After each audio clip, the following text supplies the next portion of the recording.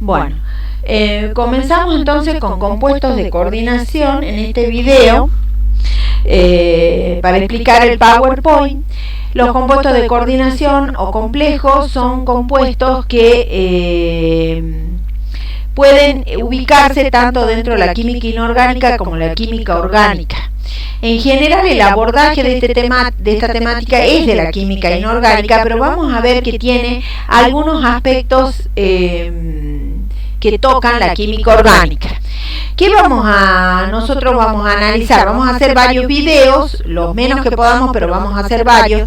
En ellos vamos a desarrollar entonces las características generales, las teorías que estudian estos complejos, en especial las teorías de enlace. Por supuesto, vamos a trabajar la nomenclatura actualizada. O sea, cuando veamos la nomenclatura tenemos que ver cuál es la fuente de información. Y vamos a trabajar con isomería como para ir ingresando con el tema y terminarlo de desarrollar bien en química orgánica. El investigador que estudió los complejos, Alfred Werner, él por esto recibió el premio Nobel, y fundamentalmente vamos a ver que él estudió complejos inorgánicos, o sea, complejos con ligandos inorgánicos. Él estudió, los preparó en el laboratorio y analizó su estructura y propuso la fórmula de los complejos. Ya vamos a ver cómo era la fórmula de estos compuestos antes del estudio de Werner. Entonces, el complejo o compuesto de coordinación es la unión, la interacción entre un átomo o ion central que va a tener una característica. Ese átomo o ion central va a actuar como ácido de Lewis porque va a tener orbitales de valencia vacío. Recuerdo lo de los orbitales. Y se va a unir en interacción de enlace con los ligandos, que son los bases de Lewis. Estos ligandos pueden ser iónicos o neutros, pueden ser moléculas neutras, pero van a tener algo que los caracterice, que son pares electrónicos libres, como para poder aportar a ese ion o átomo central. O sea que van a actuar como base de Lewis. En general, los átomos centrales, los átomos son metales. Esos metales mayormente son elementos de transición, pero no necesariamente, porque podemos tener como átomo central al zinc o al ion zinc, que no es metal de transición, o al ion estaño, o vimos los complejos de aluminio, por ejemplo, que tampoco es metal de transición. Los ligandos entonces van a estar unidos a ese átomo central mediante un enlace de tipo coordinado, como lo estableció inicialmente Werner, para hacer un enlace covalente coordinado. Después vamos a ir revisando un poco ese planteo, ese enfoque, y se unen con el metal y van a formar lo que se llama la esfera de coordinación del complejo. Ahora ya se formó una nueva especie química. Acá tenemos un esquema del complejo. Tenemos como está representado con esferas. Esta esfera violeta es el átomo ion central. Las esferas azules representan a los ligandos que están unidos al metal mediante un enlace coordinado, los rodean y forman lo que se llama la esfera de coordinación. Esta esfera de coordinación puede ser positiva, negativa o neutra. Puede tener carga. Si tiene carga, va a tener un contraión que la compense y va a formar lo que se llama una sal compleja. Hay una característica que es distintiva de estos compuestos, que es el color. Nosotros acá vemos un ejemplo de el ion cobalto 3+, que está rodeada por ligandos amoníacos, en este caso son moléculas neutras, y un ligando negativo que es el ion nitro. Este ion forma un complejo. Acá tenemos las corchetes que me delimitan lo que es la esfera de coordinación. Es un complejo con carga positiva, y tiene color entre amarillo y mostaza, un amarillo muy subido que es característico. Acá tenemos otros dos ejemplos de complejos sólidos. Pueden ser sólidos, pueden ser líquidos volátiles, como el tetracarbonil níquel 0, en ese caso es un líquido volátil, pero bueno, en este caso tenemos dos ejemplos de complejos. Los colores son notables. Este color amarillo Siempre el color de un sólido es algo que les voy a adelantar, depende siempre del el tamaño de partícula del sólido, si tiene tamaño de partícula grande, pequeña, si es un polvo, por ejemplo. Si el tamaño de partícula es grande, también depende de la interacción de la luz con ese sólido, y de ahí podemos indicar qué tipo de color es, ¿sí? Acá tenemos un complejo violeta, en este caso el cloropentamín, el ion cloropentamín cobalto, y en este caso es el ion hexamín cobalto. La formación de estos complejos es un equilibrio, o sea, el complejo está en equilibrio con los iones, con el ion metálico, y los ligandos. Se establece un equilibrio representado por una constante de formación. Ya vamos a ver algunos ejemplos de constante de formación. En general la constante de formación es alta, entonces el equilibrio tiende a estar desplazado hacia la formación del complejo, y inversamente la constante de inestabilidad siempre son muy pequeñas, ¿sí? Vamos a ver que estos complejos que estamos planteando ahora, esta es la fórmula vieja antes de que se realizaran los estudios de Werner. Esta era la fórmula con que se planteaba el complejo, y esta es la fórmula que planteó Werner. Estos compuestos, este ion complejo, por ejemplo, todo lo que está dentro de la esfera de coordinación, lo que se destaca es que es una nueva especie química que tiene su propia identidad, ¿sí? Ya no es el cobalto por separado, los iones cloruro por separado, el amoníaco por separado, sino una identidad química nueva que está indicada por este corchete. Así, entonces, planteado el complejo, vemos que hay un ion cloruro que está fuera de la esfera de coordinación y dos iones cloruro dentro. Eso se va a manifestar cuando yo lo haga reaccionar con nitrato de plata. Solo se va a formar un mol de cloruro de plata, porque solo un ion está fuera de la esfera de coordinación y sigue manteniendo su comportamiento característico. En este otro ejemplo, acá ya teníamos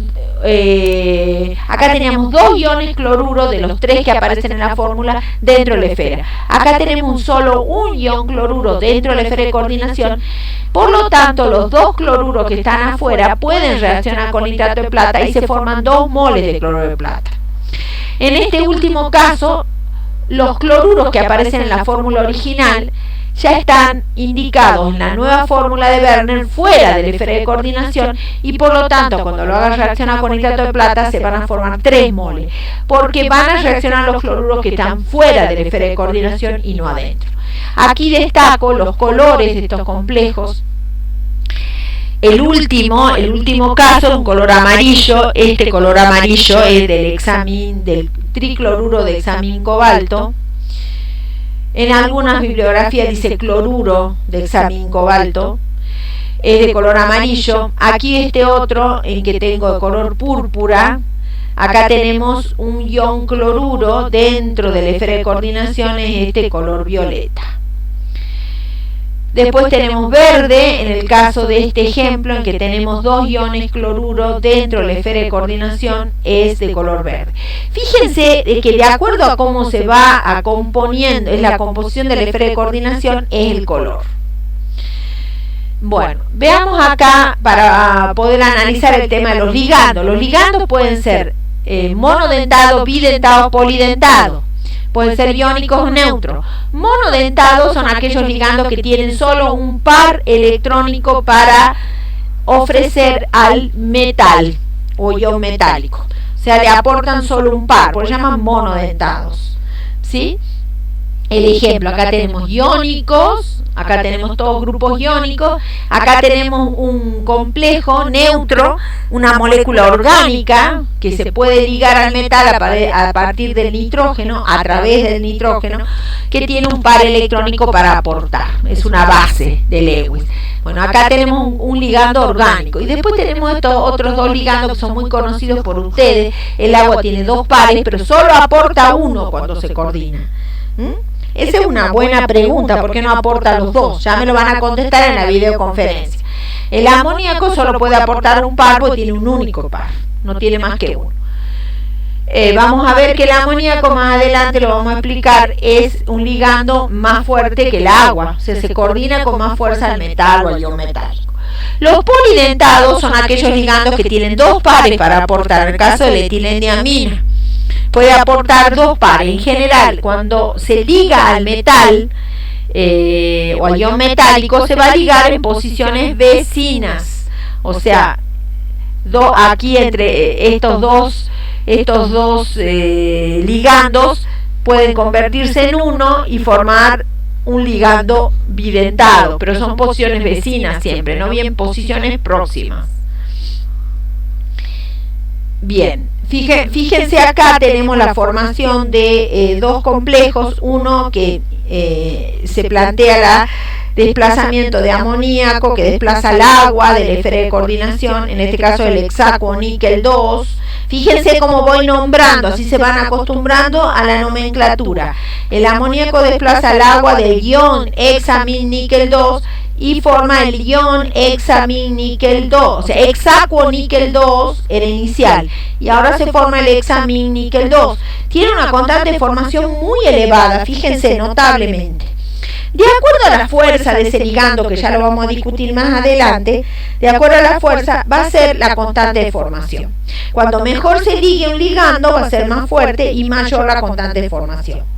Acá, por ejemplo, tenemos otra reacción de formación de complejo. Aquí el etilendiamina, que es como M, con lo cual simbolizo yo la etilendiamina, este ligando bidentado, desplaza ahora al agua. Y fíjense que 6 ligandos monodentados son desplazados por 3 ligandos bidentados. Y forma el tris-etilendiamin níquel 2, que como este es bidentado, va a ser un ligando siempre más fuerte que uno monodentado. Por ejemplo, más fuerte que ligandos monodentados como el agua y el amoníaco. Y tiene una constante de formación muy alta. Bien. Dentro de los postulados de Werner vamos a reconocer algunos puntos importantes. Él plantea que la valencia primaria del complejo es el número de oxidación del metal. En este caso, fíjense, el ion se llama ion hexamin cobalto 3, ¿sí? Y como sal compleja se la nombra con los contraiones tricloruro de hexamin cobalto 3. Acá el cobalto 3 es el número de oxidación del cobalto, esa es la valencia primaria, según la teoría de Werner, siempre planteándose dentro de un marco teórico. Y luego, la valencia secundaria va a ser lo que se llama el número de coordinación. Vamos a ver que los elementos van a tender a satisfacer ambas. Y las valencias secundarias están dirigidas en posiciones fijas en el espacio, o sea, son los ligandos que se unen al metal en forma directa. Esto, de acuerdo a qué átomos se unen al metal, a cuántos átomos, porque acá, por ejemplo, se unen a través del nitrógeno. Fíjense, acá tenemos el sulfato de cloro, pentamín, cromo 3, fíjense lo que están directamente unidos al metal es a través del nitrógeno. Acá está unido a 6 átomos, y se ubican en posiciones fijas en el espacio porque esto tiene evidentemente una geometría, así como han estudiado la geometría de otras moléculas, van a estudiar la geometría de esto. Esta distribución espacial de los ligandos alrededor del ion metálico se llama estereoquímica. En este texto aclaramos más todavía el punto de la valencia primaria y secundaria de Werner. Acá tenemos complejos de cobalto, fíjense, tenemos un ejemplo y otro. En los dos ejemplos, la valencia primaria, acá está del cobalto, ¿a dónde está acá? ¿Dónde está? No, estado de oxidación del cobalto es 3, esa es la valencia primaria. Los iones cloruro, que son los que compensan la carga del complejo, son los contraiones. En este caso tenemos 3 iones cloruro para este ejemplo, y para este ejemplo tenemos 2 iones cloruro, ¿sí? Porque un ion cloruro está dentro de la esfera de coordinación. Ahora vamos, la valencia secundaria o índice de coordinación es el número de átomos o moléculas directamente ligados al átomo metálico. Acá en este caso es 6. Entonces, las moléculas de amoníaco usan las valencias secundarias del cobalto. Se dice que están coordinados al metal y se les llaman grupos ligantes. Los grupos ligantes, en este caso el amoníaco y en este caso el cloruro, que le vamos a llamar cloro cuando se convierte en ligando, están directamente enlazados al átomo central y se dice que están situados en la esfera de coordinación, la que está encerrada por los corchetes. Bien, y los iones cloruro están fuera de la esfera de coordinación. Bueno, este diapositivo un poco que abunda lo que ya hablamos, lo que tiene de interesante son algunos ejemplos. Acá hay una aclaración que es bueno trabajar, que el metal o ion metálico central, yo les dije que generalmente es un metal de transición. Para ser metal de transición tiene que tener una configuración electrónica con orbitales de incompleto, o sea, desde D1 hasta D9. En ese caso, sí va a ser metal de transición. Tanto puede ser el metal o ion, o sea, tanto como metal o ion. Porque, por ejemplo, el cobre 0 no es metal de transición. El ion cobre más 1 tampoco es metal de transición. Pero el cobre más 2, que tiene configuración electrónica de incompleta, sí es metal de transición. Entonces, por eso aquí destacamos acá. La plata y el ion plata más 1 no es metal de transición porque tiene orbitales D completos en su configuración electrónica y forma acá un complejo que es bicoordinado porque tiene solo dos ligandos amoníacos unidos al ion metálico. Acá tenemos 4 ligandos unidos al ion metálico y es tetracoordinado. Fíjense que acá el ion cobre sí es un ion metálico de transición.